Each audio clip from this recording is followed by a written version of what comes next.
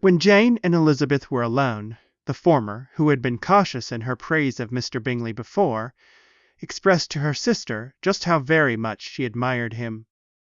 "He is just what a young man ought to be," said she. "sensible, good-humoured, lively, and I never saw such happy manners, so much with such perfect good breeding."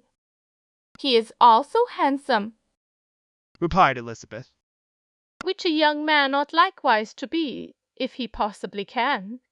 His character is thereby complete.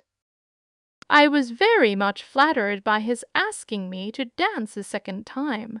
I did not expect such a compliment." "Did not you? I did for you. But that is one great difference between us.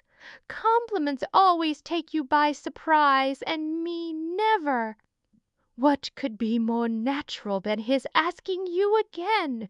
He could not help seeing that you were about 5 times as pretty as every other woman in the room. No thanks to his gallantry for that. Well, he certainly is very agreeable, and I give you leave to like him. You have liked many a stupider person." "Dear Lizzie!" "Oh, you are a great deal too apt, you know, to like people in general. You never see a fault in anybody. All the world are good and agreeable in your eyes. I never heard you speak ill of a human being in your life." I would not wish to be hasty in censuring anyone, but I always speak what I think. "I know you do, and it is that which makes the wonder, with your good sense, to be so honestly blind to the follies and nonsense of others. Affectation of candour is common enough. One meets with it everywhere.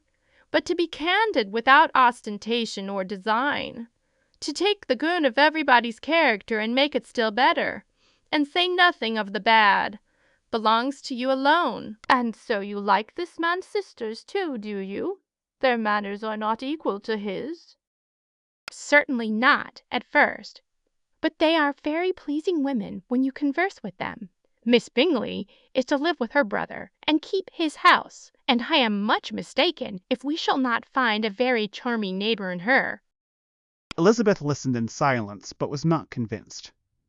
Their behaviour at the assembly had not been calculated to please in general, and with more quickness of observation and less pliancy of temper than her sister, and with a judgment too unassailed by any attention to herself, she was very little disposed to approve them.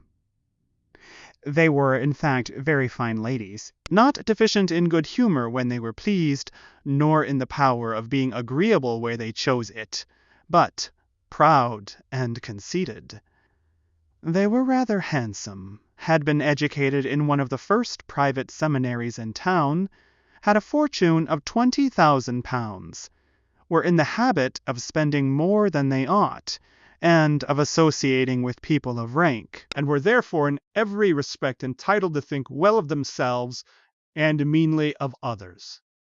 They were of a respectable family in the north of England, a circumstance more deeply impressed on their memories than that their brother's fortune and their own had been acquired by trade.